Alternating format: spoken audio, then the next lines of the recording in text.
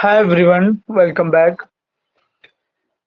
നമ്മൾ കഴിഞ്ഞ ക്ലാസ്സിൽ അത്യാവശ്യം ഫിഫോ മെത്തേഡ് അനുസരിച്ചുള്ള ഒരു പ്രോബ്ലം ചെയ്തിട്ടുണ്ടായിരുന്നു. നിങ്ങൾ നമുക്ക് ഈ ഒരു ക്വസ്റ്റ്യനിൽ കുറച്ചും കൂടെ ഡീറ്റെയിൽ ആയിട്ട് നമ്മുടെ അപ്പോൾ ഞാൻ എൻ്റെ ഇടയിൽ ഒരു കോൾ വന്നു കേട്ടോ, അതാണ്. അപ്പോൾ നമുക്ക് ആദ്യം ക്വസ്റ്റ്യൻ വായിക്കാം, എന്നിട്ട് ഫിഫോ മെത്തേഡ് അനുസരിച്ചുള്ള ഒരു പ്രോബ്ലം ചെയ്യാം. ശേഷം ഒരു 15 മിനിറ്റ് ഒക്കെ കഴിയുകയാണെന്നുണ്ടെങ്കിൽ അടുത്ത ലിഫോ മെത്തേഡിന്റെ ലിഫോ അല്ല വെയിറ്റഡ് ആവറേജിന്റെ മറ്റൊരു ക്വസ്റ്റ്യനും ചെയ്യാം. രണ്ടും തമ്മിൽ അത്യാവശ്യം ചെറിയ മാറ്റങ്ങളുണ്ട്, അത് നല്ലപോലെ ക്ലിയർ ചെയ്താൽ മതി, വേറെ പ്രത്യേകിച്ചൊന്നുമില്ല. നമുക്ക് ക്വസ്റ്റ്യൻ നോക്കാം കേട്ടോ. From the following detail prepare statement of equivalent production, statement of cost and find the value of output transferred and closing work in progress by FIFO method. ഇതിന്റെ കൂടെ എനിക്ക് പറയാനുള്ളത്, എനിക്കിപ്പോ എംകോമിന്റെ ടെക്സ്റ്റ് ഒന്നും എൻ്റെ കയ്യിലില്ല. അപ്പോൾ നിങ്ങളുടെ ഇതിൽ വരുന്ന ഏതൊക്കെ ലെവലിലുള്ള ക്വസ്റ്റ്യൻസ് ആണ് എന്നറിയാൻ എനിക്ക് പലപ്പോഴും നിങ്ങളുടെ ടെക്സ്റ്റിലെ ക്വസ്റ്റ്യൻസ് വേണ്ടി വരും. അതുകൊണ്ട് നിങ്ങൾ ആ ഇല്ലസ്ട്രേഷൻ ഭാഗത്തു നിന്നൊക്കെ ഉള്ള ക്വസ്റ്റ്യൻസ് ഒന്ന് എനിക്ക് വാട്സപ്പ് ചെയ്ത് കഴിഞ്ഞാൽ നന്നായിരിക്കും. ഞാനിപ്പോൾ നിലവിൽ എൻ്റെ ഒരു പഴയ സ്റ്റുഡൻ്റ് ഉണ്ട്, അവരുടെ അടുത്ത് നിന്നാണ് ഇത് വാങ്ങുന്നത്.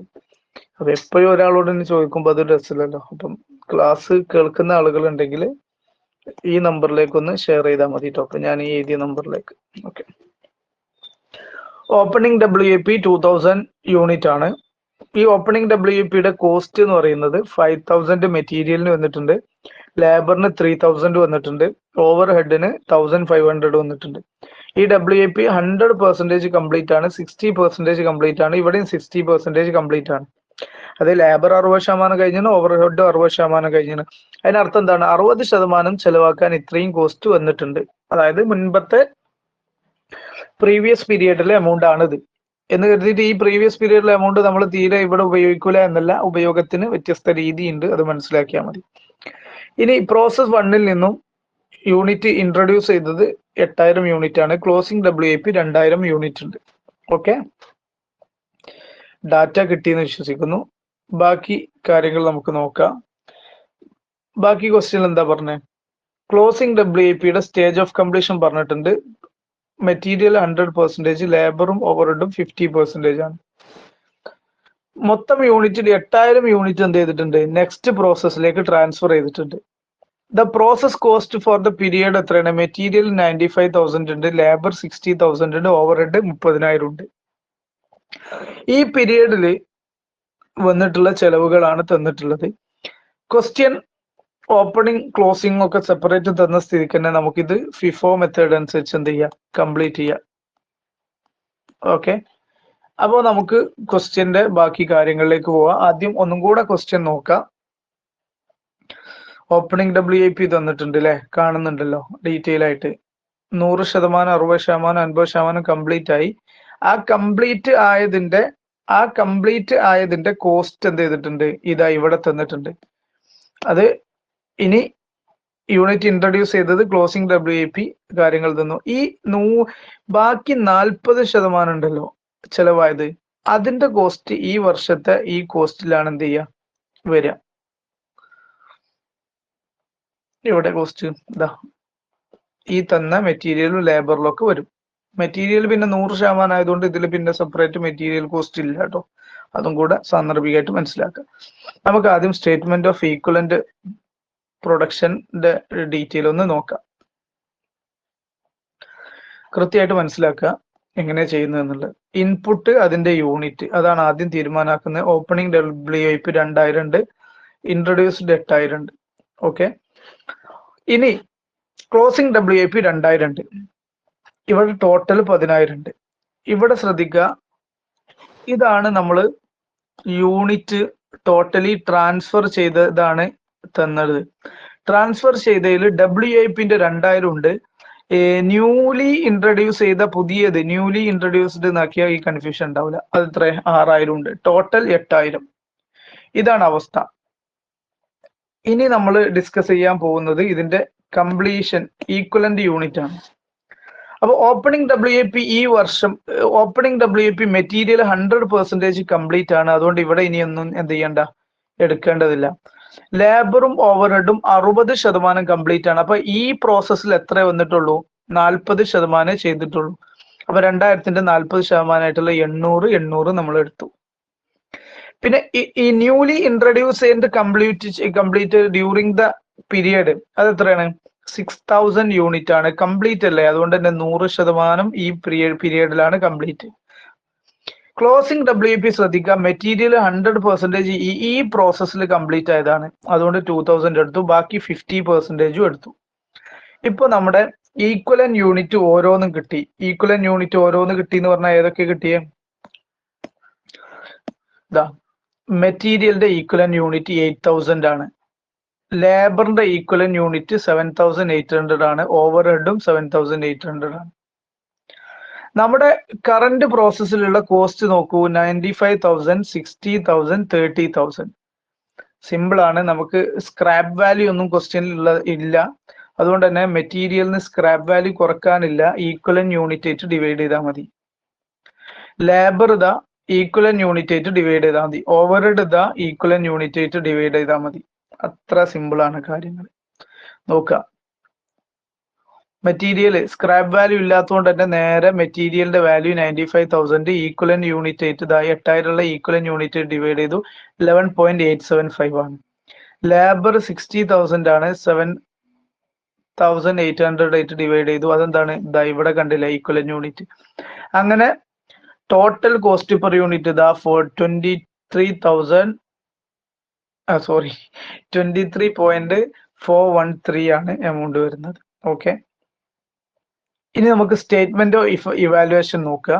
അപ്പൊ ഓപ്പണിംഗ് WIPന്റെ സ്റ്റേറ്റ്മെന്റ് ഓഫ് ഇവാലുവേഷനിൽ ഇതിൽ മനസ്സിലാക്കുക, നമ്മുടെ ഈ വർഷത്തതാണ് എടുക്കുന്നത്, അതുകൊണ്ട് തന്നെ ഓപ്പണിംഗ് WIP മെറ്റീരിയലിനൊന്നും ചെലവാക്കിയിട്ടില്ല. ലേബർ വരുമ്പോൾ ലേബറിന്റെ ഈക്വലൻ യൂണിറ്റ് എത്രയായിരുന്നു? ലേബറിന്റെ ഈക്വലൻ യൂണിറ്റ് ഇതവിടെ 800, ലേബറിന്റെ ഈക്വലൻ യൂണിറ്റ് 800, അതുപോലെ തന്നെ ഓവർഹെഡിന്റെ 800. ഓക്കെ, അപ്പൊ നമുക്ക് നോക്കാം. ഓപ്പണിംഗ് WIPയിൽ 800 എടുത്തു, അതിന്റെ കോസ്റ്റ് പെർ യൂണിറ്റ് ആയിട്ട് മൾട്ടിപ്ലൈ ചെയ്തു, കിട്ടി.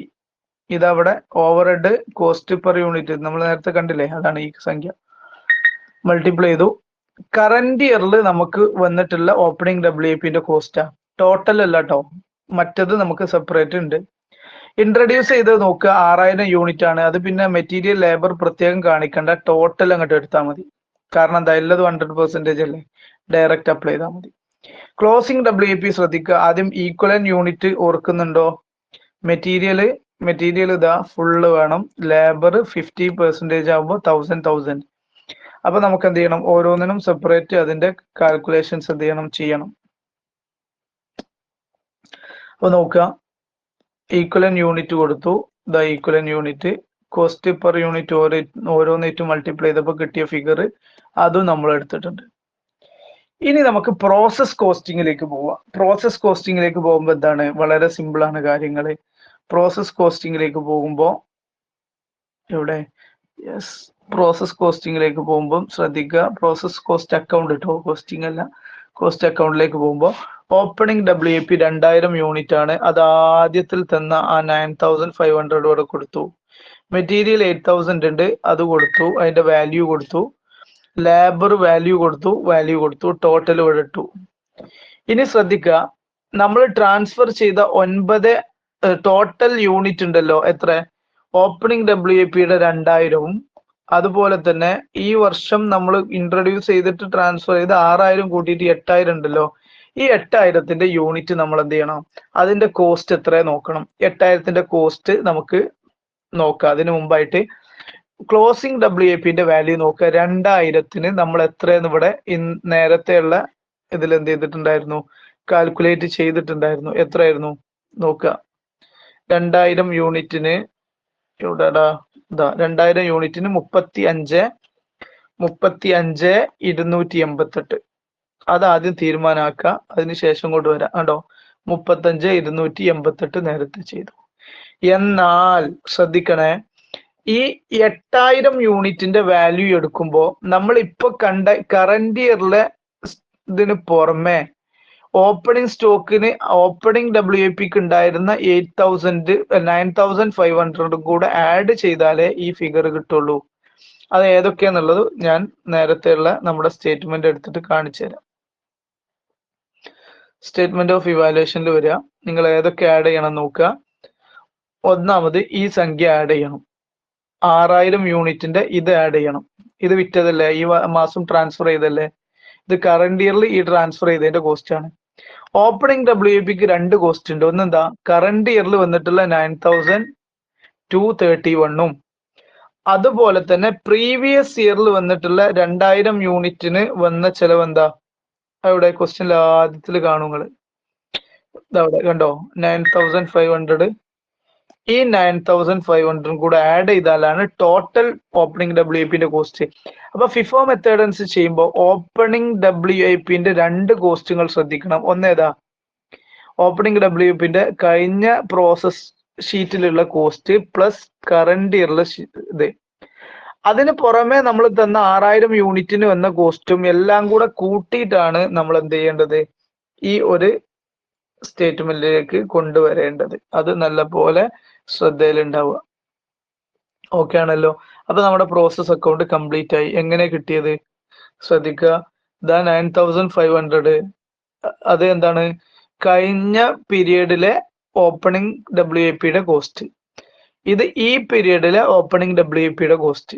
ഇത് 6000 യൂണിറ്റ് ഇപ്പൊ ഇൻട്രൊഡ്യൂസ് ചെയ്തു, ഇപ്പൊ തന്നെ ചെയ്ത കോസ്റ്റ് ഇല്ലേ, അതും കൂടെ ആഡ് ചെയ്തു. നമ്മൾ എന്ത് ചെയ്തു, അത് നമ്മൾ എന്ത് ചെയ്തടാ, ഇതാ ഇങ്ങോട്ട് മാറ്റിയിട്ടുണ്ട്. ടോട്ടൽ എമൗണ്ട് ഫിഗർ കൊണ്ടും എല്ലാം കൊണ്ടും ക്ലിയർ ആയി. ഇനി അത്രേ ഉള്ളൂ. ഇവിടെ ഒരു നോട്ടൊക്കെ ഉണ്ട്, വേണമെങ്കിൽ ഒന്ന് നോക്കാം. ഇതാ ഓപ്പണിംഗ് WIPന്റെ കോസ്റ്റ് എന്ന് പറഞ്ഞു കഴിഞ്ഞാൽ 9,500. ഓപ്പണിംഗ് WIPന്റെ കോസ്റ്റ് നോക്കൂ, 9,500 പ്ലസ് ഇതും കൂടെ കൂട്ടുമ്പോഴാണ് ടോട്ടൽ കോസ്റ്റ് 18 പ്ലസ് ഇപ്പോ നമ്മൾ ഇൻട്രൊഡ്യൂസ് ചെയ്ത 6000 യൂണിറ്റിന്റെ കോസ്റ്റ്. ഇതെല്ലാം കൂടെ കൂട്ടിയിട്ടാണ് 1,59,212 വന്ന്. അതായത് 8000 യൂണിറ്റിന് ടോട്ടൽ കോസ്റ്റ്. ടോട്ടൽ കോസ്റ്റ് പറഞ്ഞാൽ ഈ രണ്ട് കോസ്റ്റ് 8000 യൂണിറ്റിന്റെ ഇതാണ് കറന്റ് പീരീഡിലെ കോസ്റ്റ്, ഇത് പ്രീവിയസ് പീരീഡിലെ കോസ്റ്റ്. എന്തായാലും ഇതൊക്കെ 8000 യൂണിറ്റിന്റെ ടോട്ടൽ കോസ്റ്റ് ആണ്. അതുകൂടെ കൊണ്ടുവന്നു. പിന്നെ അക്കൗണ്ട് ക്ലോസ് ചെയ്യാനല്ലേ, അതിപ്പോ ഞാൻ എംകോമാർക്ക് പ്രത്യേകം പറഞ്ഞിരേണ്ട ആവശ്യമില്ലല്ലോ. നോക്കി അക്കൗണ്ട് ഇതാ ക്ലോസ് ചെയ്തിട്ടുണ്ട്. അത് നിങ്ങൾ നോക്കിയാൽ മതി കേട്ടോ. എത്ര മിനിറ്റ് ആയി എന്ന് അറിയില്ല. ഏതായാലും ഞാൻ തൽക്കാലം എന്താണ് ഫിഫോ മെത്തേഡ് അനുസരിച്ചുള്ള പ്രോബ്ലം ചെയ്തിട്ടുണ്ട്. ഇനിയും പ്രോബ്ലം വേണമെങ്കിൽ ആ പ്രോബ്ലവും മറ്റ് കാര്യങ്ങളും നോട്ടും ഒക്കെ എനിക്ക് ഇങ്ങനെ പ്രസന്റ് ചെയ്യണമെങ്കിൽ ആൻസർ അടക്കം എല്ലാതും കിട്ടിയാൽ സുഖമാവും. അതുകൊണ്ട് അതെല്ലാം കൂടെ ചെയ്തിട്ട് നിങ്ങളൊന്ന് അയച്ചു തരാം. അപ്പൊ ഞാൻ അടുത്ത ക്വസ്റ്റ്യൻസ് ചെയ്യാം. തൽക്കാലം ഇപ്പൊ ഈ വീഡിയോ അവസാനിപ്പിക്കുന്നത്. അടുത്ത ഇനി ആവറേജ് കോസ്റ്റ് അല്ലെങ്കിൽ വെയിറ്റഡ് ആവറേജ് കോസ്റ്റ് മെത്തേഡ് അനുസരിച്ചുള്ള പ്രോബ്ലം നമുക്ക് ചെയ്യാം. ഓക്കെ, എനിവേ നിങ്ങളുടെ കമന്റ് നിർബന്ധമായിട്ടും നിങ്ങൾ രേഖപ്പെടുത്തുക. അത് എനിക്ക് വേറെ പ്രത്യേകിച്ച് ഒന്നും കിട്ടിയിട്ട് കാര്യമില്ലല്ലോ. കമന്റ് ഒരു പ്രോത്സാഹനമാണ്. അപ്പൊ ഞാൻ അതിനനുസരിച്ച് നിങ്ങൾക്ക് അപ്ലോഡ് ചെയ്ത് തരുന്നുണ്ട്. പിന്നെ ഫ്രണ്ട്സിനൊക്കെ ഒന്ന് ഷെയർ ചെയ്ത് കൊടുക്കുക. സബ്സ്ക്രൈബ് ഒന്നും ചെയ്യണ്ട, ചെയ്തിട്ട് എനിക്ക് പ്രത്യേകിച്ച് ഒന്നും കിട്ടാനൊന്നുമില്ലല്ലോ. അപ്പൊ സബ്സ്ക്രൈബ് അല്ല, കാണുക, നിങ്ങളുടെ അഭിപ്രായം അറിയിക്കുക, എത്രത്തോളം ഹെൽപ്ഫുൾ ആയിട്ടുണ്ടെന്ന്. ഹെൽപ്ഫുൾ അല്ലെങ്കിൽ അതും പറയാം. ഓക്കെ, എന്നാ നിർത്തുകയാണ് കേട്ടോ.